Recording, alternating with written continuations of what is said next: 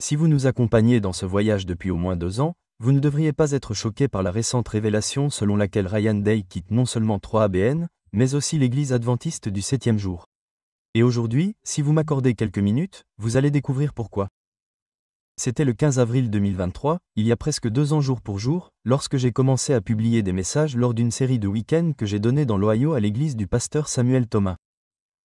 La série s'appelait Redémarrer les messages des 3 anges. Le 15 avril, j'ai publié la première partie. J'ai publié la deuxième partie le 17 et la troisième partie le 20. C'est en rédigeant ces sermons que j'ai pris conscience que l'adventisme, et pas seulement les messages des 3 anges, avait sérieusement besoin d'un redémarrage. Et par redémarrage, je ne veux pas dire abandonner votre foi. Ce dont je parle, c'est d'une compréhension plus profonde de notre message et de nos doctrines. Et donc 1 mois plus tard, en 2023, le 12 mai, j'ai lancé la série Redémarrer l'adventisme.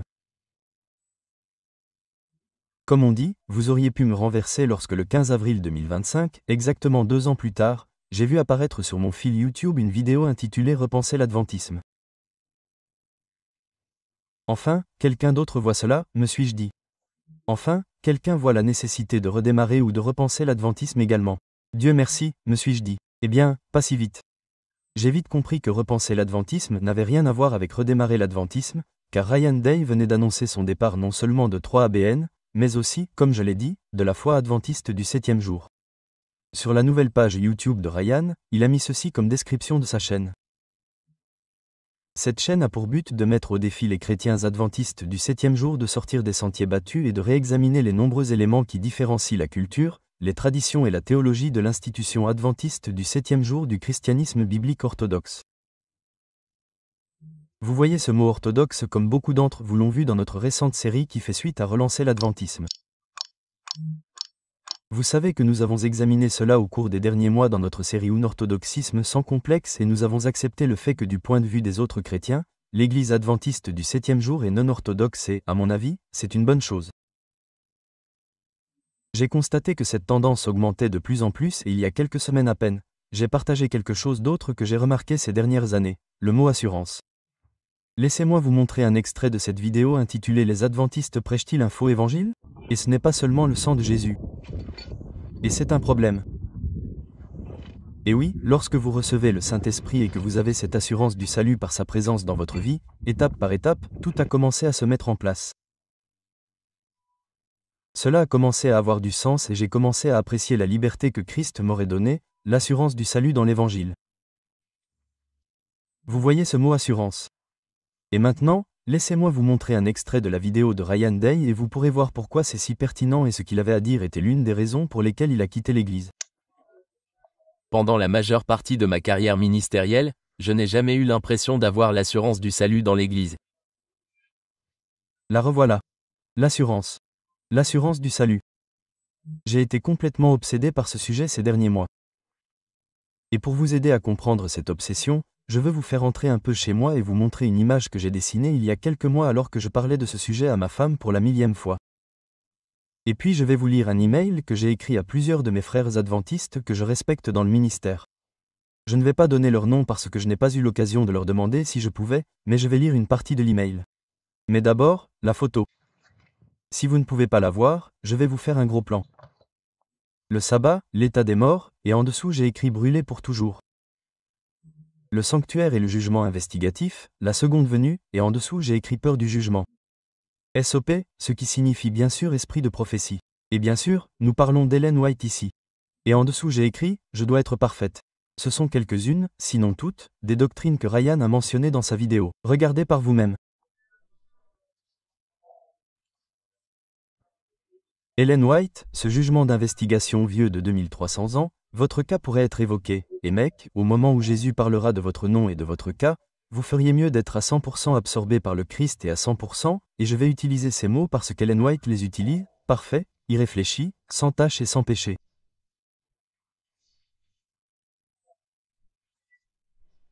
Je vous promets que ce dessin date d'il y a quelques mois.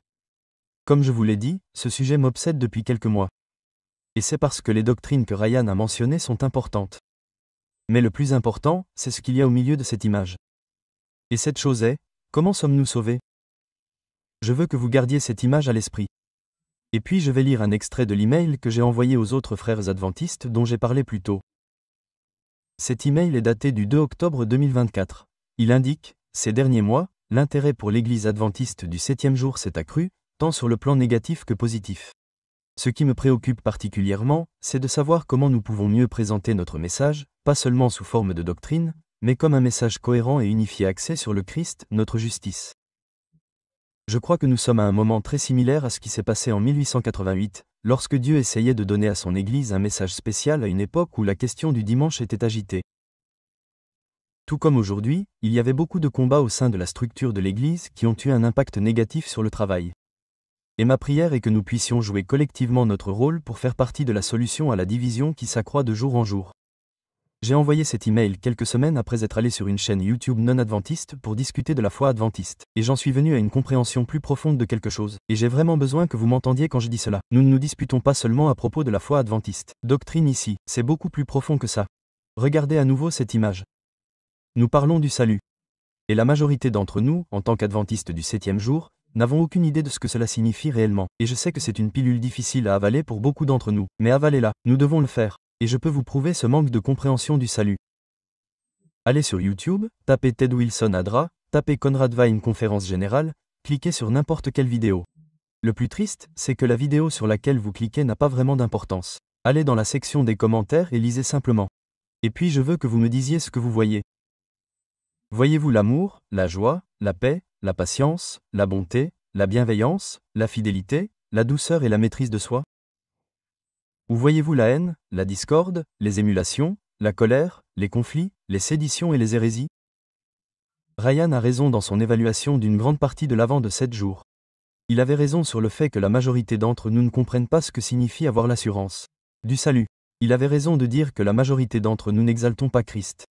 Et Ellen White, qui l'interroge, l'a dit dans Témoignage au ministre, page 92, il est écrit « Le message de l'évangile de sa grâce devait être donné à l'Église de manière claire et distincte, afin que le monde ne dise plus que les adventistes du 7e jour parlent de la loi, mais n'enseignent pas ou ne croient pas en Christ. » Maintenant, je veux être très clair.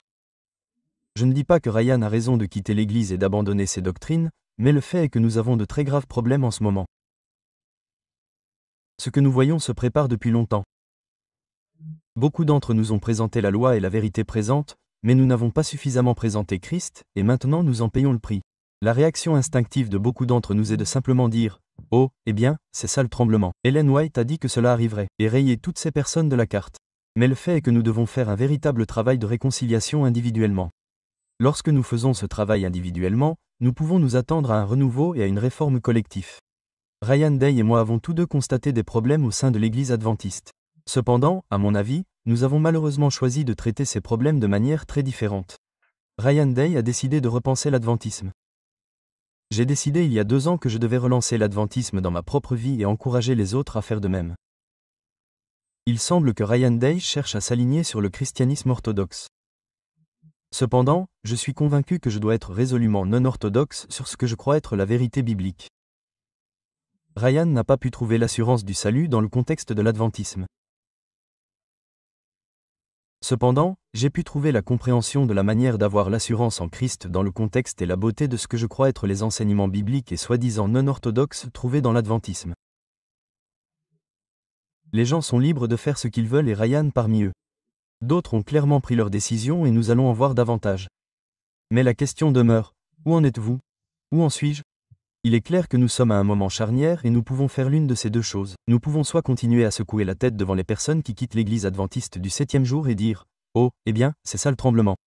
Ou bien nous pouvons nous humilier et admettre que beaucoup d'entre nous ont été tellement obsédés par la vérité présente que nous avons oublié la vérité omniprésente, à savoir que nous avons un Sauveur, l'agneau de Dieu, immolé depuis la fondation du monde.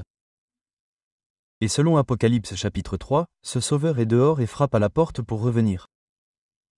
Je veux vous encourager à vous joindre à moi dans la prière pour relancer l'adventisme.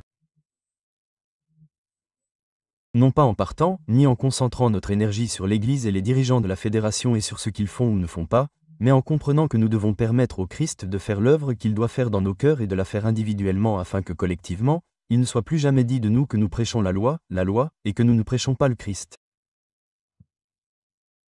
Si nous enseignons quelque chose sans diriger les gens vers le Christ, alors c'est une doctrine sans valeur. Et par la grâce de Dieu, il est temps de corriger cela. Je veux conclure aujourd'hui par cette déclaration. Lorsque le temps de l'épreuve viendra, il y aura des hommes qui prêchent maintenant à d'autres qui trouveront sur eux que c'est le cas. En examinant les positions qu'ils défendent, il y a beaucoup de choses pour lesquelles ils ne peuvent donner aucune raison satisfaisante. Avant d'être ainsi mis à l'épreuve, ils ne connaissaient pas leur grande ignorance, et nombreux sont ceux dans l'Église qui tiennent pour acquis qu'ils comprennent ce qu'ils croient. Mais tant qu'une controverse n'a pas éclaté, ils ne connaissent pas leur propre faiblesse. Lorsqu'ils sont séparés de ceux qui ont la même foi et contraints de se tenir seuls et seuls pour expliquer leurs croyances, ils seront surpris de voir à quel point leurs idées sur ce qu'ils avaient accepté comme vérité sont confuses. Ne partez pas du principe que tout est prêt. Ne partez pas du principe que vous savez ce que vous croyez, car beaucoup d'entre nous en manquent cruellement, même sans s'en rendre compte. À travers ces controverses, Dieu parle aujourd'hui, et nous devons tous être suffisamment humbles pour écouter, pas seulement pour acquérir une connaissance intellectuelle de la doctrine, mais pour vraiment connaître Christ et expérimenter le vrai chemin vers l'assurance pour nous-mêmes. C'est l'appel que Christ lance à chacun d'entre nous aujourd'hui. Si vous avez été béni par cela, veuillez prendre le temps de regarder ou de revoir et de partager certains des messages que j'ai mentionnés. Et ne vous contentez pas de les regarder. Notez les versets. Notez les liens. Étudiez par vous-même. Comme je continuerai à étudier par moi-même, par la grâce de Dieu, il peut nous utiliser correctement pour représenter Christ et son caractère dans les doctrines de notre Église et en ce moment critique. Je prie pour que nous étudions tous avec diligence afin de trouver l'assurance du salut pour nous-mêmes et de nous montrer approuvés. Que Dieu vous bénisse.